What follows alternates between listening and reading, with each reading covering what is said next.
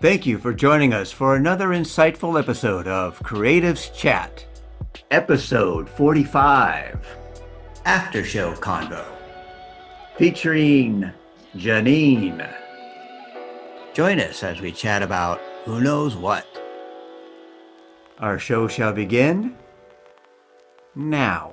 Streaming from Retro Earth Studio and brought to you by wearehistorically.com, Conscious Brand Apparel, and Learn to play jazz piano like a pro, by a pro, with Jazz Piano Pro Essentials at jazzpianopro.com.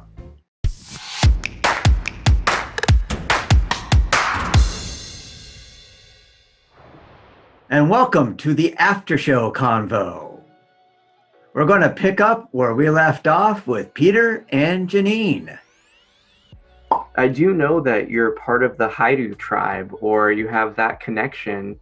When did like the native ancestors, because I'm a native too, and we have that archipelago island vibe because I'm Snoqualmie. Isn't that interesting? Yeah, so I'm Pacific wonderful. Northwest. Yeah, so we have that Pacific vibe. Yeah, so, okay, so I'll just clear up. Our actual ancestry is Plains.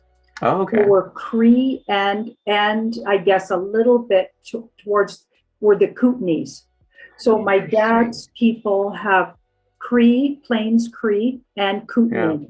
Yeah. And Kootenay is very underspoken about in Canada because they never got themselves a treaty, which is maybe a good thing. And they never actually had a band, okay?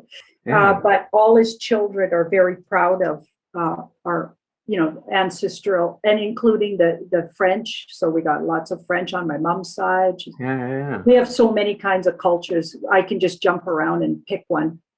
Well, and I feel like that's definitely a big spiritual pull right there with the native connection. And then I guess I'm curious is where did the Haida tribe, where did that connection come in? Okay, so that's a whole different, that's a past life. So I had a daughter at 31. Long story short, total magical, like right on my Saturn return, I got pregnant with this daughter. Literally, I just read about what is a Saturn return astrologically. So if anybody's watching, you should look up what a Saturn return is, because it's your biggest life lesson in the whole world plunks on your lap, and you need to deal with it, or you're going to have 30 years of difficulty in your life. Like that's just the short version of it. So Saturn return will challenge you. So what happened to me, I got pregnant with somebody that I didn't know very good, and wasn't partnered really officially with. In fact, I knew him 3 months. Anyway, so I faced, okay, should I have a child with someone I know this little, or what should I do? Now I'll just, and not political at all, but I didn't even consider not having her because I don't consider, like, I thought, okay, if the universe gave me a child, if I can do it, I'm going to birth the child. Like, that's just me. And I didn't even go there. But still, the idea was like, to be brave enough, you have to face something on 30, like, so 29 and a half Saturn return. And now I'm on my second Saturn return, right when the lockdown happened. And I got red pilled, my second Saturn return. So this is a riot. Okay, so yeah, you have to drop everything and do the lesson. Okay, just learn the thing. Okay, so that was my first thing. And her name, I called her Raven for some reason. And I knew that she also came to me in a dream, just as I just conceived her. Okay, and didn't know I had this dream. And my dreams are very few. Like, I probably dream regular dreams like everybody, but every once in a while I have profound ones, and she was one of them. So this little girl came to me in the dream. I didn't even know if it was a girl or a boy. It was just a baby type energy, about 6 months old looking, in a diaper. And she had a nose ring, which is interesting because her dad had a nose ring. So I knew it must attach to her dad, because it was also, she looked like his side of the family. She was pure blonde, curly blonde hair. And pure white skin. She didn't look like me much at all, blue or greeny blue eyes. So she comes and in the dream, and there's this dark, really scary looking forest behind her. And it looked like, Snow White and the Seven Dwarfs, that really scary when the forest gets really scary and twisty and all the trees look like they're evil or whatever. It looked like that. And she was in front on a path, and she goes like this little tiny baby. She goes, "Come follow me on the path." But she didn't say it. She just motioned for me to come. And I was like, and I'm watching at this point, didn't make a sense of what was going on. I was just curious, why is this baby on this path, and why is she going into that scary dark forest?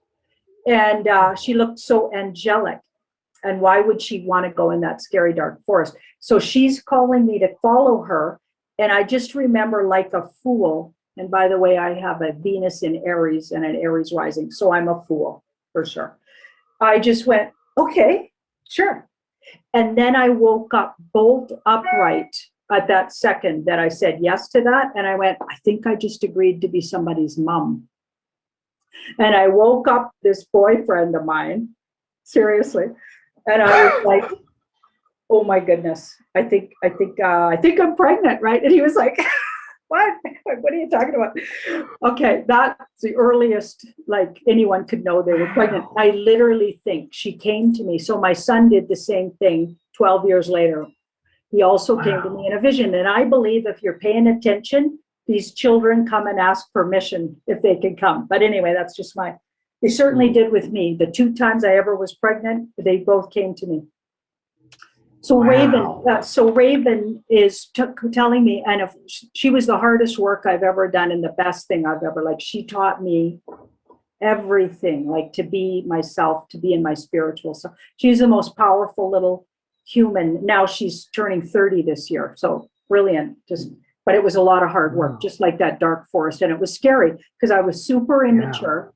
So I was 30 at the time that this all happened, right? Super immature, by the way, and so like behaving like a 20-year-old because I'd been married and divorced. So then I forgot to have a youth that way. And I was like, just being a silly. I was studying tarot, but I wasn't, my social life was just a big mess and silliness. Yeah. So anyway, then it was like, okay, I got to grow up because I can't not have a baby on my Saturn return. That's going to be my life. I was studying astrology. I knew how important it was. So now I got to get my act together because I'm going to be a mom, and probably a single mom because I didn't know this guy very good. And I wasn't sure I would want to have him as a partner. So anyway, wonderful. He's a wonderful dad, by the way. So, anyway, but we shout out. Never mind. Shout out. Wonderful, super good person. Very good friends with him still, which is wonderful. But so here I got Raven coming. Her name's Raven. I decided and something told me I had to name her Raven. Okay. And then she does birth, and it was a very difficult birth, and it's a long story. But she comes to the earth plane, and she's pure white blonde. I birthed her. Okay. And she's white skin, like lily white and blonde, like her dad's side of the family, exactly, and has the biggest green eyes you've ever seen in your whole life, moon-shaped face, just spectacularly fascinating looking, beautiful person. Now drop dead gorgeous, but anyway, but didn't look a thing like me. And I already decided her name's Raven, okay, if she's a girl, and Sebastian if she's a boy. So I'm like, I remember saying at the birth, like, because I couldn't see her, because things get kind of crazy. I'm like, is it a Raven or a Sebastian? Love it. And they're like, it's a Raven. Okay, but that's cute. Blonde Raven. We have a white Raven here. We do not have Raven. I was kind of, some part of my ego wanted her to have dark hair and look like the indigenous side of my family. She didn't look anything like that, okay? No way. Anyway, she was brilliant, but really difficult. It was very difficult. Not her, but just like, because I was so immature and trying to be a mom. And anyway. So 6 months into her being on the earth plane, a very spiritual, connected brother of mine. So I have 2 brothers, and this one is as a spirit being. He's like practically not of the earth plane, Pisces, moon, Leo, just the most amazing guy. He phones me from the Haida Gwaii, and he's like, you got to come here. I got a big message. You need to come here and bring your child, right? And come and live in the Haida Gwaii. Why do you think you might have named your daughter Raven? You know what I mean? He said, it's magical here. You belong here. Yeah. I'll just make a long story short. So Oh, that's within beautiful. 6 weeks, it took me to, sell everything, convince Raven's dad, but he wasn't leaving our side. So he came with, even though, we weren't partnered or whatever. Well, we worked together as boyfriend and girlfriend, and he wanted to be a big part of it, but I wasn't sure, unfortunately. I was quite fickle about these things, but I was definitely dedicated to being Raven's mom. So we packed a pregnant cat, a dog, Raven in the middle. We sold everything we owned and bought a 74 Ford King Cab 2-tone blue truck. We had no idea if it was going to run or not or whatever. We just, like, it was all magical. Everything was, the spirit world was sending me to the Haida Gwaii, and packed up this new daughter named Raven. She was 6 months old in the middle, and off we went. We didn't even know where it was. So we just took a map, and there was a whole convoy of a couple other hippy dippy friends of ours, and off we went to the Haida Gwaii, and it took a couple of days, right, of driving, because it takes 20 hours to drive from Calgary to Prince Rupert, and then you got to get on a ferry and cross the Hecate Straits. Okay, and it's not called Hecate for no reason. And so sometimes it can take. There was even a ferry that sunk there and killed some people. So like not that long ago, like about what, 10 years ago or something. But anyway, so we got on this, we went on this big voyage, okay, and I'd left my whole life in Calgary behind and dragged this poor guy with me who was he just wanted to be close to his, I think he really loved me, and he wanted to be close to his daughter, of course. Okay, and so on this island we end up, and it's summer on the Haida Gwaii, and we camped. My brother was camped he was mushroom picking, chanterelles. Okay. And he was camped in a campsite on the beach. So we just joined him, and he had his girlfriend there, made really good friends with his girlfriend. So we had this little community. So for about 3 months, that was all great and everything. Baby was learning to walk. She was 6 months when we got there. So she's learning to walk on the sand. We're living on the beach. We're trying to make friends with the locals who weren't necessarily that interested in being friends with newbies, right? You have to really prove yourself there in the Haida Gwaii. And we had to figure out how to make money. So we made a sign that said, tarot card readings on the beach. And I was doing tarot card readings. So John, Raven's dad, would take Raven for a walk, and I'd do a reading. People would show up, right? Lots of Haida people came for readings. And so there was this one. So I knew I was supposed to be there because the universe sent it. It always sends me, and I would ask the universe, please send me enough so we can we need to make money, right? Yeah. So I'm a very practical Taurus, and I like to use my gifts, but I also like to eat, and and I love to provide. Like, I'm a provider type, like a real cat person. Like, when you think about like a real panther or whatever, the female lion or whatever, I like to go lioness bring energy the bacon too. I'm kind of right. I'm like that. So I was one of the, because there was no mushrooms to pick yet. That comes in the fall, and so I was the main breadwinner at that time until the guys found some work. So people would come, and this one woman came, and I gave her a brilliant reading, and I won't talk about the details, because I wouldn't want her to be offended or whatever. I'm talking about it on, video. But so it was a spectacular reading, turned out to be dead on, and it was she got information she really needed at that time, and she told everybody on that island. So it's not a very big island, 7,000 on a good year, and maybe less now with all the pandemic-y stuff. Okay, so she sent everybody. So now I'm busy. I'm doing at least 3 or 4 readings. Yeah, and we're making cash money or trading. Lots of people brought halibut, and they'd be like, would this work for a reading? I'd be like, yeah, bring it on, sure. Making me loaves of bread and whatever.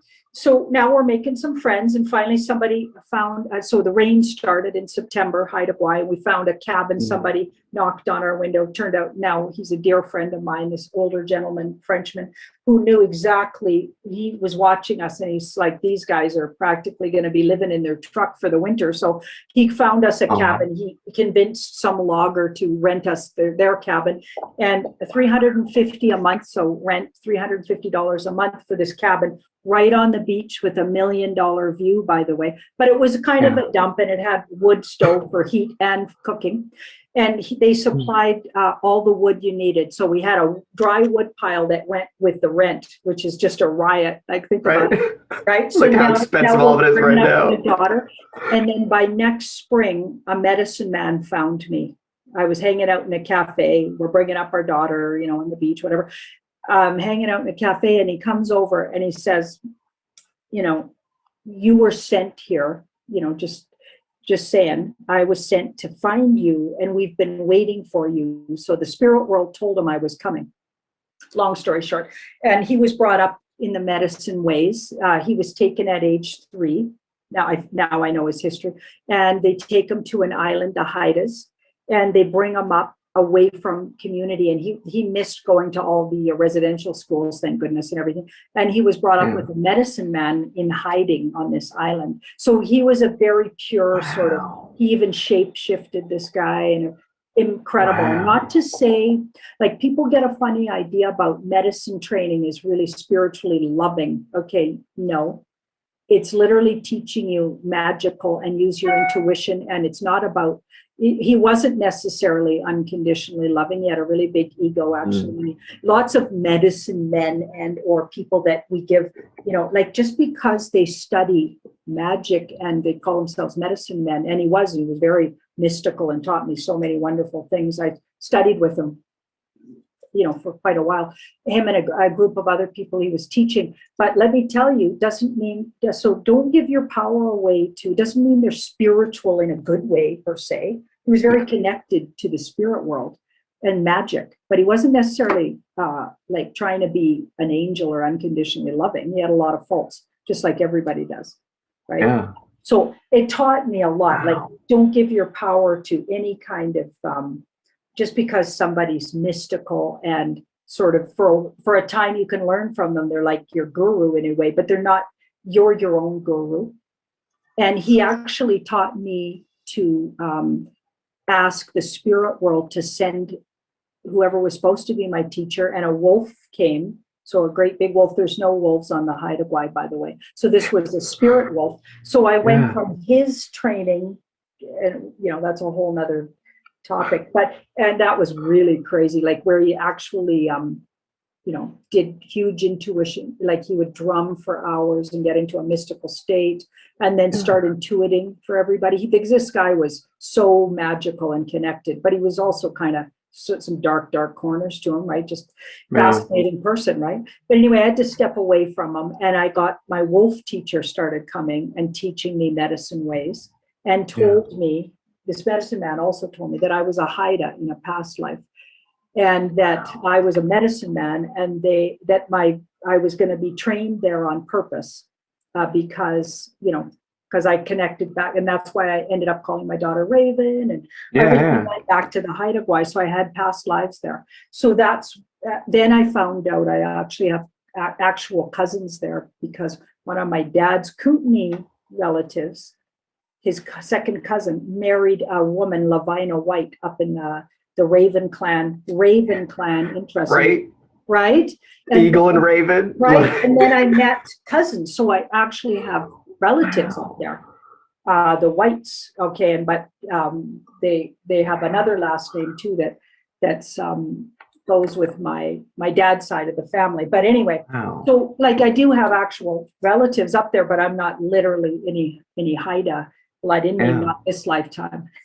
Right? Well, that's just the fascinating thing about spirit and how it kind of navigates you towards these things. And that's one of the more awesome stories I've heard. And when you see it come to fruition like that, that must have been incredibly validating, especially when you rewind it back to the lady at the bar, you know, playing out the cards and just laying all these things before you. Like, what was it like living through these things and being like, did you ever just like circle back to that moment and just kind of ponder like, wow, this is playing out exactly how so she many said. times. I still do. I still go, oh my goodness. I wished I could remember that woman's name. I mean, she was quite elderly at that time, and I was in my 20s, and now I'm, you know, 60.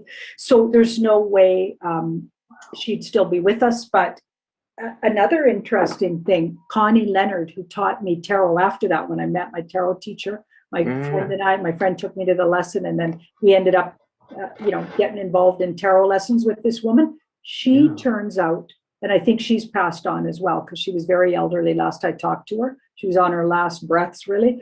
But so I'm assuming she might have left the earth plane by now. But the teacher who taught me tarot was from an abused family and was a survivor. She escaped them and was in hiding, in a very socially very unfortunate kind of, a lot of healing to do there. But one of the most brilliant tarot readers ever.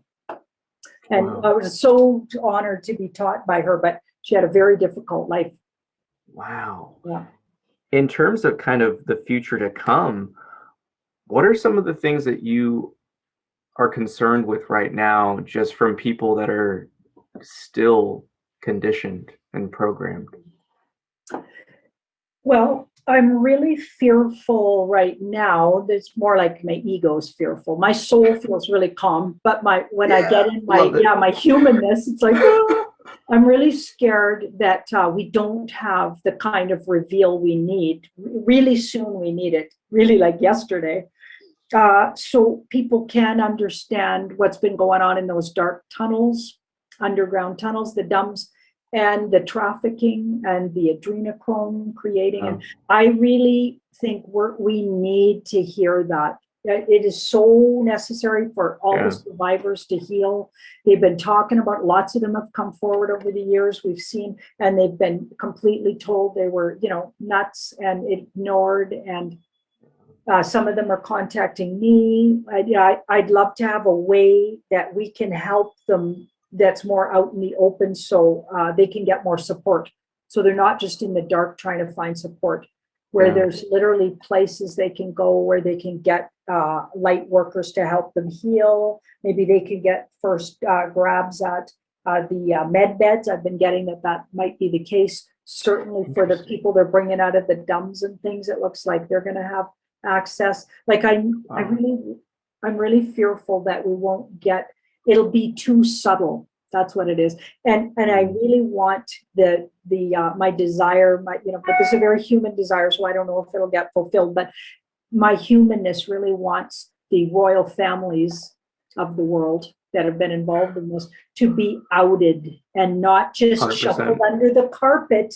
Like, look at all the celebration of Prince Philip. Like, even if you didn't know the satanic stuff that he's a big part of, that I believe he is, even if you didn't know the creepy, horrific stuff that's been divulged about him from survivors at his hands and the Queen's hands. And what about those 10 kids? And that was just one group of 10 kids from an indigenous, one of those horrible schools that they probably were just it was all created on purpose to give them a feeding ground. I don't know. Yeah. But anyway, horrifying. But those kind of things need to be addressed here pretty quick, because it wouldn't be cool if they let them off the hook and just shuffle them under the carpet and things didn't come out. So that my biggest fear right now is that it won't be public enough. And I'm hoping that's not the case. Yeah, I mean, I'm right there with you. I hope it needs to be full display, every media, every station, just let it all out. That's the only real way that we can move forward, is the transparency of it. And I guess that's kind of a bigger question is, and I really hope that this helps the audience, because I understand a lot of these themes, the dark nights of the soul, it can be really heart-wrenching, and obviously it's paradigm shattering. You could feel very confused and lost. What are some of the things that you do in your own healing practice to kind of bring more light and love into your own experience, despite all the kind of dark and shadowy stuff going on? Well, I'm kind of funny, because my deep self knows everything's just an experience. So I always go back to my soul knowing.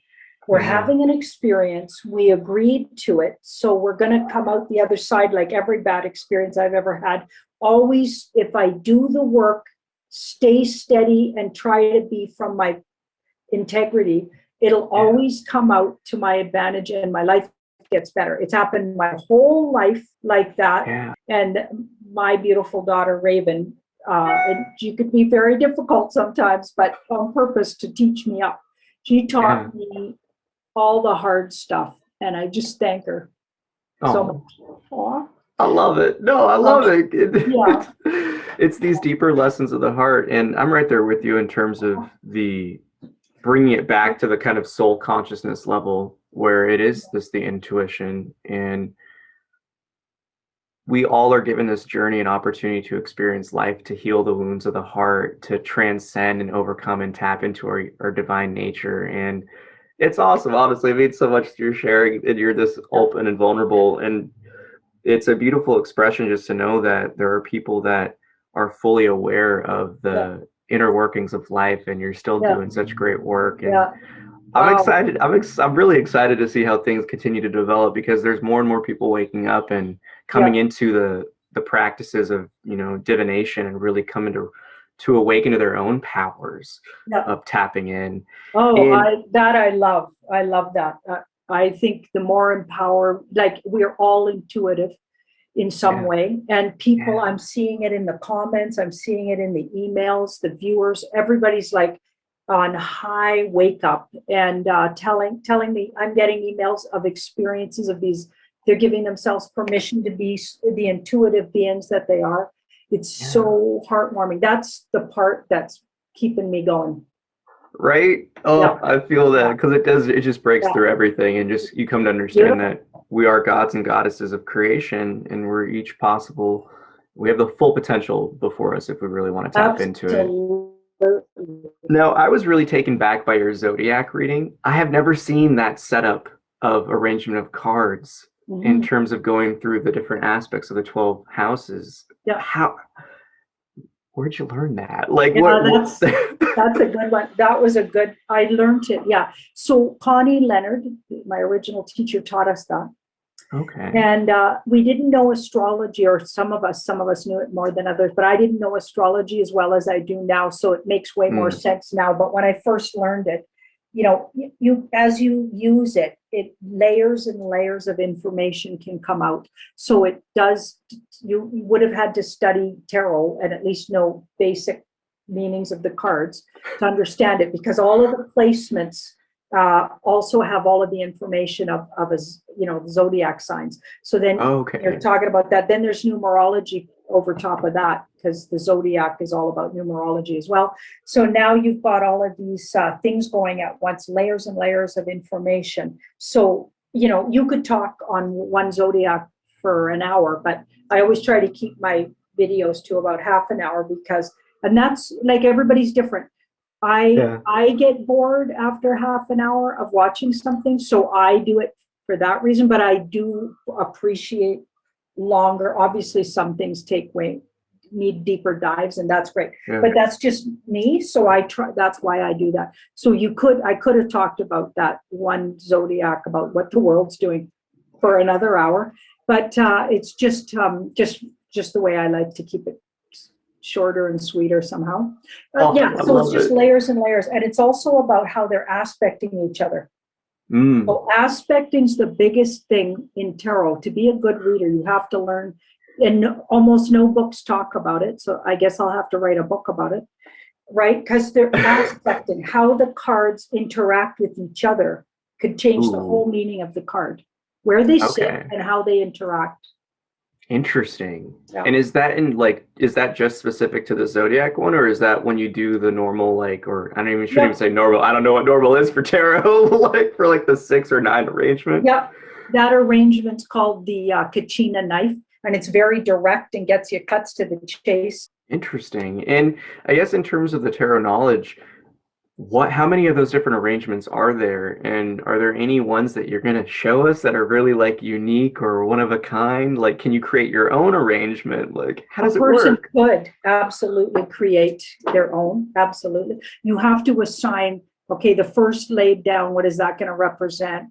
What is this one going to represent? You have to assign, sort of what they're going to be about, because that makes you a better reader too. So the cards don't always mean the same thing every time they come up in our layout. It's all about who asked the question, where do they come? Are they coming up as an archetype, or are they coming up as the problem in the situation, the solution to this situation? Are they advice? How do you proceed? Because the devil could be how you proceed, or the good thing in a situation. It doesn't always mean what people think the devil means, right? So yeah, it could mean something completely different. It's a whole language, right? Wow, that blows my mind. I mean, again, like I'm pretty amateur in the world of tarot, and it is fascinating again when you think about the science of it and just the structure and all the different interpretations considering that. And then the consistent factor that keeps coming up in all of your readings. Like that to me is fascinating.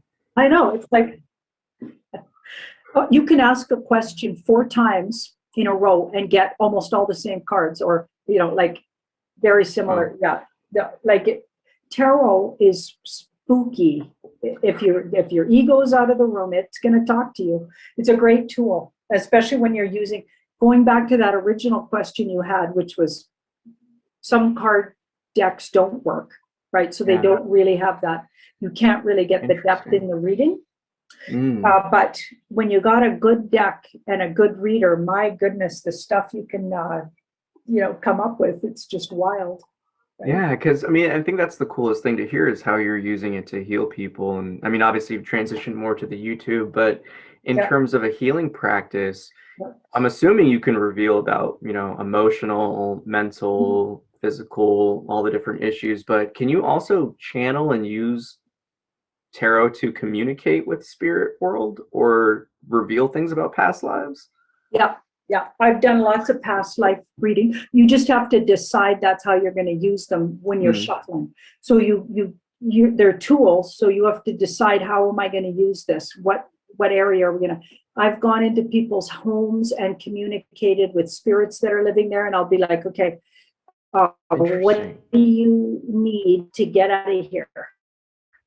What do you need to get lost? Because you're getting on these guys' nerves. So we get a card reading. We're like, okay, they're saying that, blah, blah, blah. And, and usually there's a whole story about their life and how they got stuck there, wherever they are. Or they're telling you that it's a railway station for spirits. So there's nothing you can do about that. The person will probably just have to move out of the house. Do you know what I mean? Like, or stuff.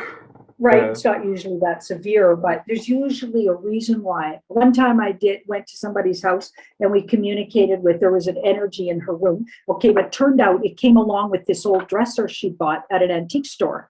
Okay, so the dressers, the energy attached to the dresser, so energies attached to things, okay, was somebody who owned the dresser, okay, was a feminine energy, but she'd been taken away from her masculine energy counterpart or whatever, maybe ex-partner or partner, I don't know what, soulmate maybe, or whatever energy that was left back at the store.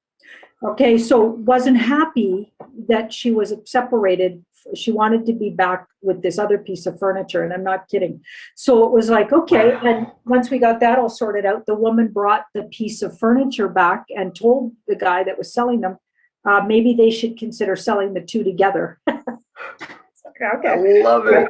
So whether that happened or not, I have no idea. But like, that's the kind of shenanigans you can get into. And because I'm really practical, I'm not scared to tackle, like you name it. Oh, you want to talk about your past lives? Sure.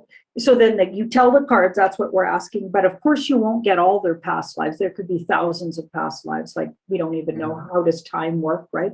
But you'll get something with tarot that relates to what they're doing now. And it might help them explain, because I'm a practical person, I'm going to get something that could practically help them. And so part of that's me as a channel. What I'm going to channel is practical and useful somehow.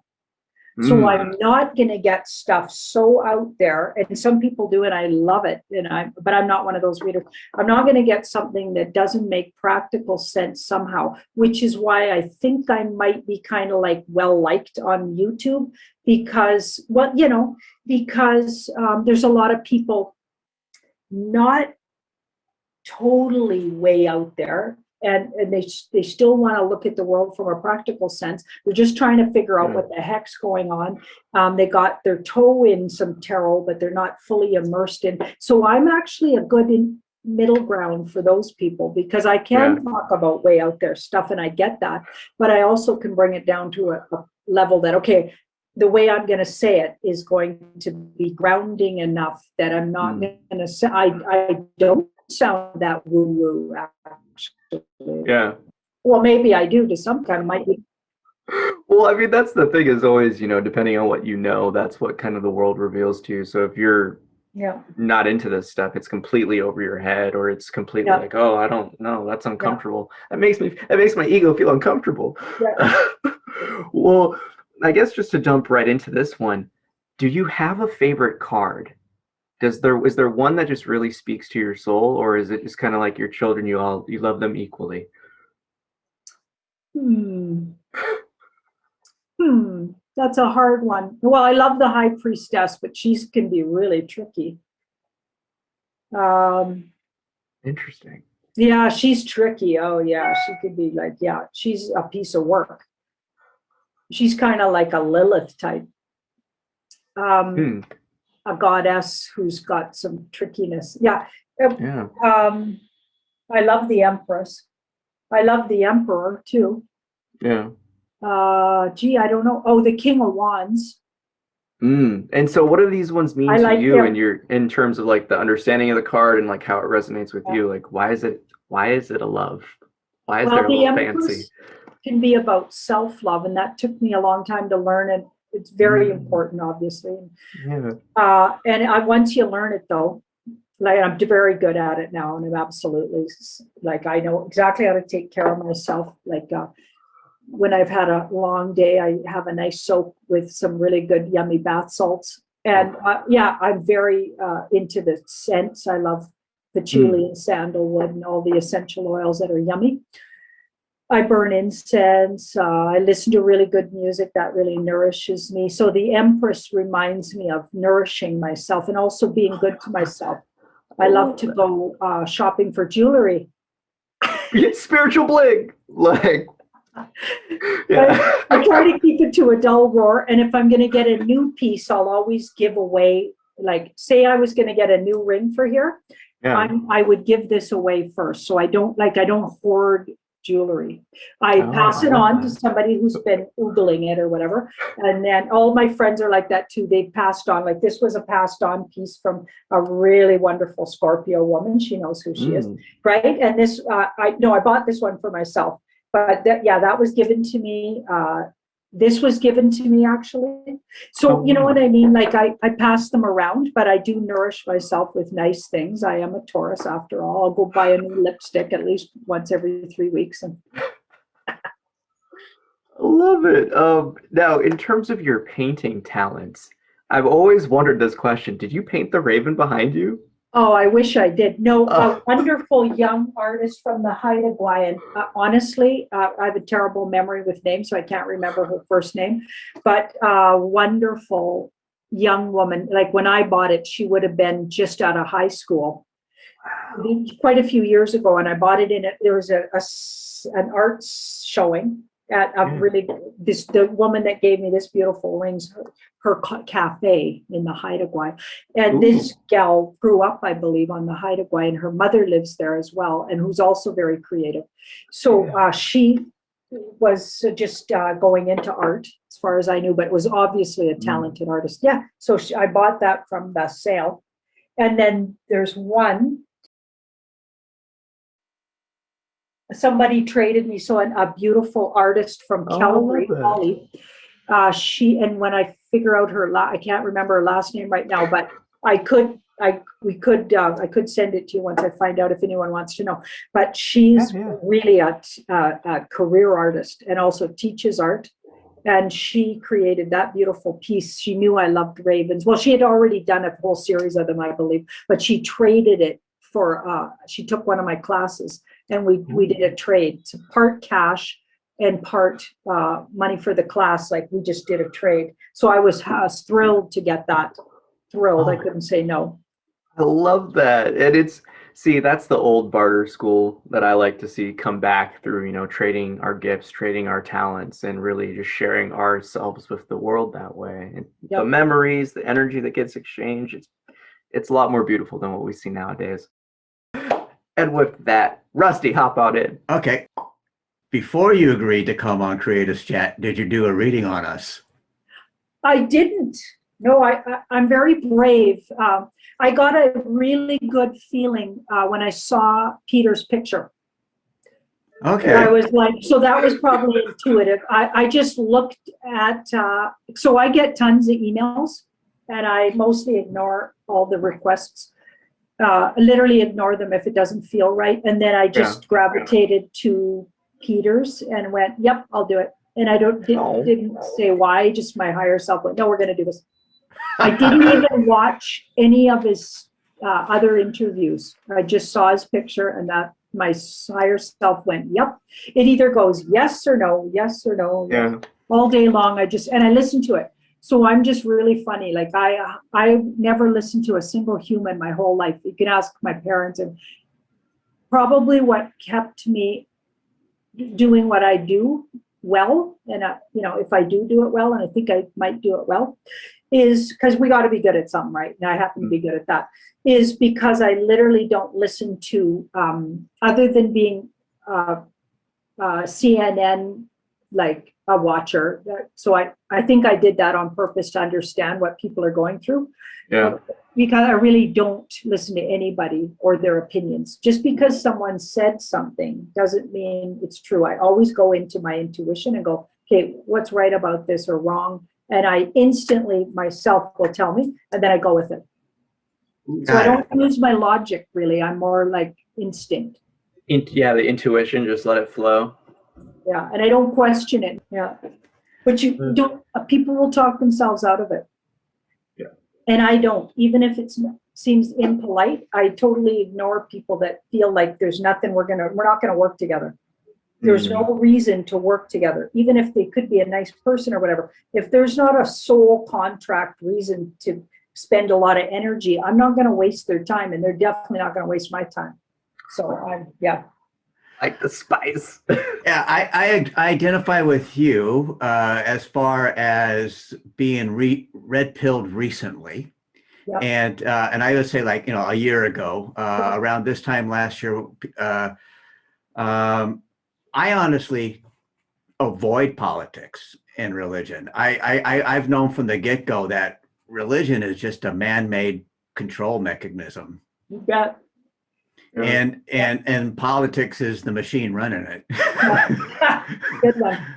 Yeah. And so, I don't watch the news. I don't read headlines. If I do, I just skim, and I just kind of take a temperature. But most of the time, I don't even get in the conversations because it's a no-win situation. I already know my views are going to disagree with your views. And so, because I would just have to say that I just avoided it. Right. And so, but at the same time, I also just accepted things at face value.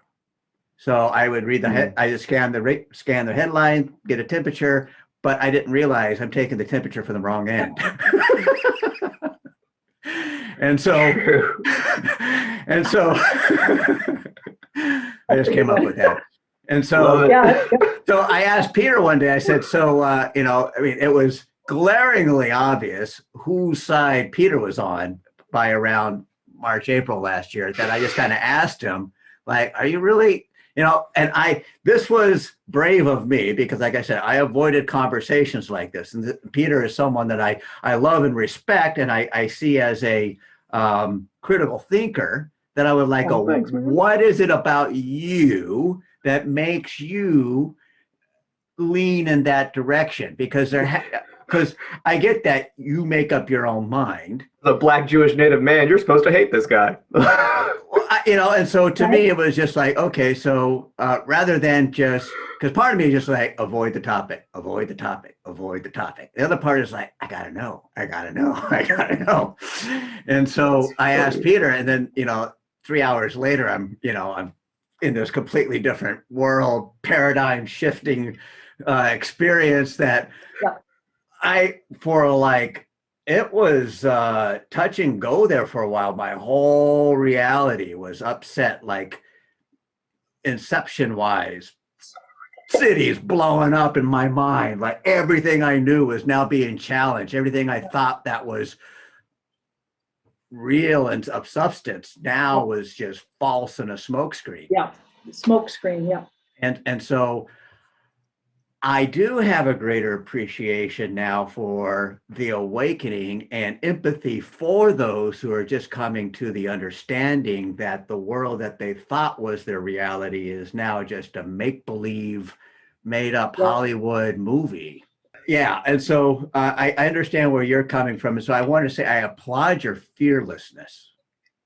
You are a very brave soul in the face of what I would say this cancel culture Yeah. wave of you don't say what we believe, so therefore you have to go, Yeah. and to stand firm and say, nope, you can't make me budge. Mhm. Well, and I just want to say again, it comes back to that point. Well, hopefully, this will serve as another opportunity for the animation, but real recognizes real. And when you have someone that goes through that journey of like anti this to having the transformation, and you've always been very transparent and open, being like, oh, well, I kind of thought it would be this. It's kind of shocking to see that. You know, you Yeah. always kind of circle back and bring it back to your, you know, the things that you might see is need to be corrected or anything like that, which is really rare. I have to give it that. But I guess one of the ones that I forgot to ask in my question list, I was just looking it over, is when was the reading of 9/11? Like, how did that play out? You know, I Oh, saw yeah, on your that- site, it was like January, Well, like It was 9-month premonition. January, just before 9/11. So I guess that would have been what, 2000? Like right in the beginning of 2001. Yeah, right at the very beginning. Was 9/11 in 2000 or 2001? 2001. Yeah. 2000. So it would have been right at New Year's on that year beginning. And how did it come Yes. up? Was it just like a personal reading, or was it just? No, it was, I was on television. So there's some kind of proof of it, I'll tell you. Yeah. So, but it was back then. So it wasn't like everybody put it up on social media or anything. Barely anybody had computers. They were playing on, you know, it was barely like a thing. But it was on television. It was on, I think it was called the Breakfast Program. I was invited as a tarot reader. So I was a known reader in the area. So they invited me because they wanted to know, you know, the coming, because we were going into the 2000s. Yeah. 2001 was beginning. And it was, yeah, they wanted to know some things, like they asked me corny, silly questions. And then they asked me what's going to happen in the US because Bush had just got in Junior. Mm. And by the way, I was so not political. If you think I'm not, like I didn't never watch television back then, and I definitely know nothing about Bush or anything about the States even. So I laid out my cards and the tower came up, the tower. So that's a lightning bolt hitting a tower. I'll see if I can find it. And the 9 of Pentacles came up. I'll never forget because it was quite intense. The 9 of Pentacles was to me the way I read it. So in the moment, I just read it as a time period. So I thought 9 months, or it's also my September card, which is interesting. I always put September to it because it's the 9th month, so September. So I said, in 9 months, something's going to, a disaster's going to happen, because the tower can be like a disaster. It's literally a tower being struck by lightning. I'm trying to find the card here. And I said, okay, everybody's going to think. So I can't remember what other cards were there, but there's some film footage somewhere of it on a, you know, but I don't know if they keep those old things. But anyway, I said, something's going to happen and everyone's going to think it's from an exterior place, but it's actually an inside job. And I think I even said the word inside job. Wow. And I don't know, I was just channeling because I didn't know what I was talking about, but I just said, everyone's going to be watching Bush Jr. and it's going forward. If it gets discovered that that was an inside job, it changes everything. Or I can't remember how I said it, but I said, but if it doesn't, he goes along and, you know,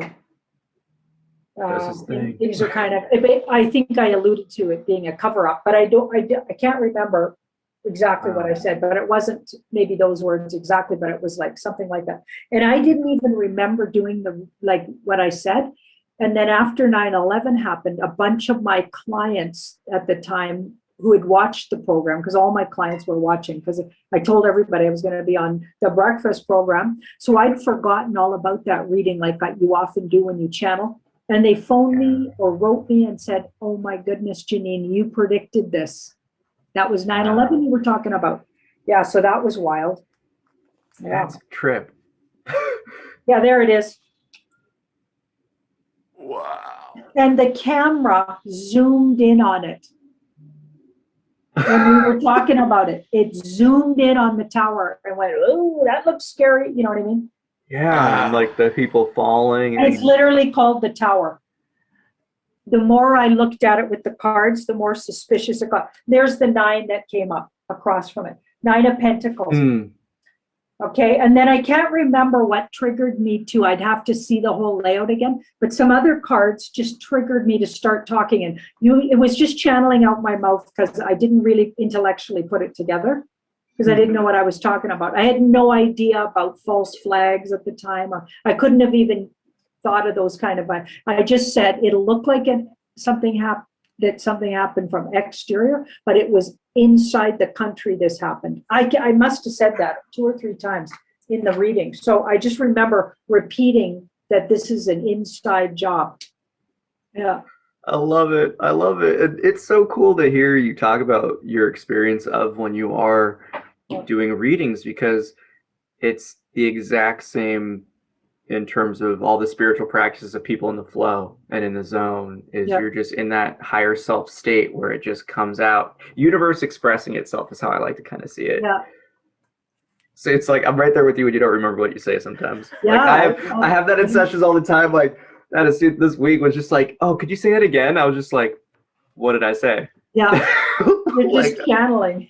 I'll try to bring it back. Like it's not going to be exactly 100%. But. And I got to say, that's one reason why I got into recording everything, because I realized when I'm speaking through spirit and I'd have moments like this, I wouldn't know what I wouldn't have any recollection of what I said anyway, because I was such in the moment that, and so I got to a point where I just got in the habit of recording everything because I never knew what was going to come out of my mouth. Yeah. No, but guys, I got to run because now my son's wondering where his dinner is. I had a son we hadn't even got to that part. At 43, I had a son, and it intuited to me and brought in almost like a hologram by the medicine man. He actually drummed what my son would look like in a hologram. Like it felt like a hologram. Never seen anything like it. This medicine man was magical. He wasn't always a nice person, but he's very magical. And my son came into the room. So I was 36 at the time this happened. And I had my daughter, she was 5. And he drums in this boy in the room. And the boy's half black and has an afro and is just the most handsome person. You can't even imagine how good looking my boy is. Well, my daughter is too. But anyway, so he comes in the room and he's about 7 in this hologram and he wraps around me. Because he's always clinging on to me like he's a Cancer, and he always wanted to touch my hair like it. So he shows me what his personality is like. He's really snuggly, which really healed me because I didn't really like hugging or snuggling. And he's super snug. That's all he wanted to do when he was a baby. I had to cuddle him 24/7. So this boy wraps around me. He's a hologram, and I go, "Who's this?" in this channeling session because I was used to weird things happening by this time because this guy was magical that we were studying with. And he goes, "Oh, that's your son." And I said, "Oh, did I adopt him?" Right? Because he looks like a black boy. So I'm like, "Did I adopt him?" And he goes, "No, you birthed him." And I went, "Okay, well, I'm not dating anyone right now." And he said, "Well, this happens when you're 43. And I'm like, "Why would I have a kid at 43?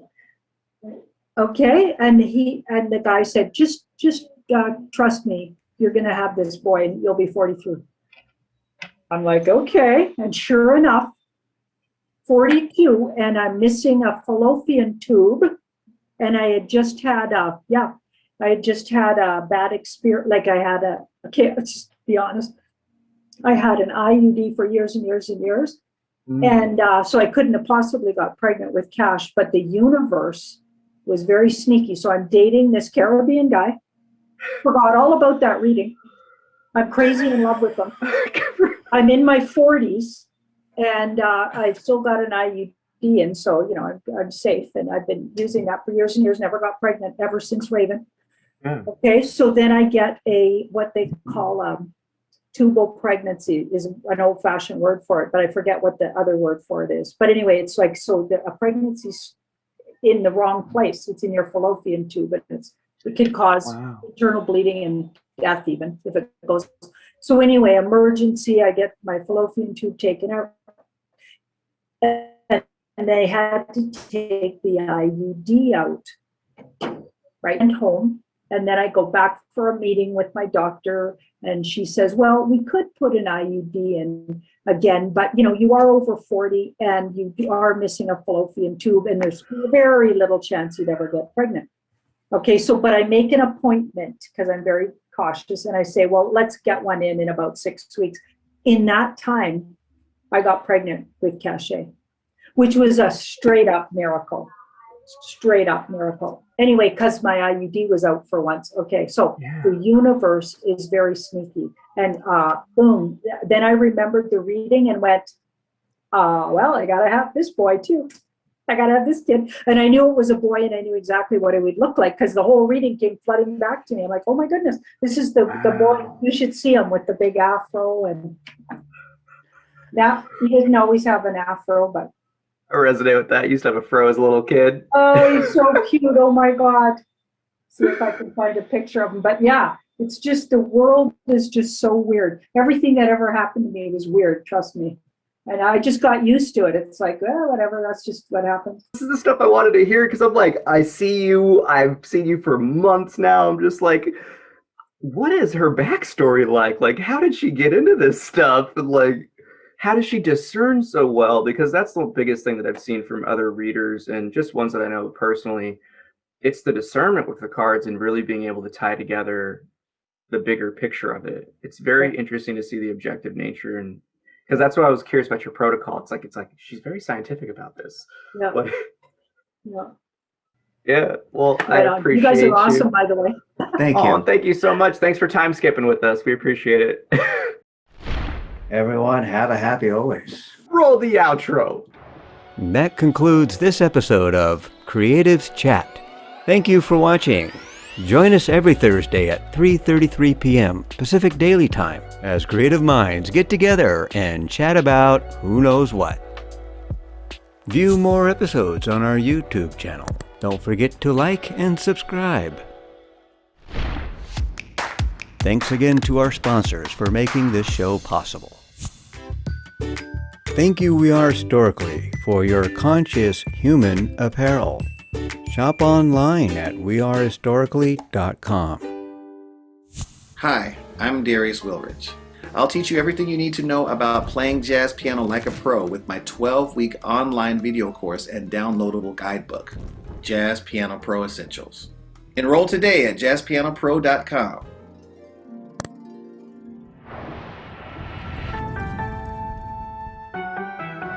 Thank you for joining us. Okay. Yeah. Well, I think that we're just at the beginning of our friendship, fellows. Yep. Yeah, So, yo. I'm excited. I think I might have met 2 new friends today. Of course. Yay.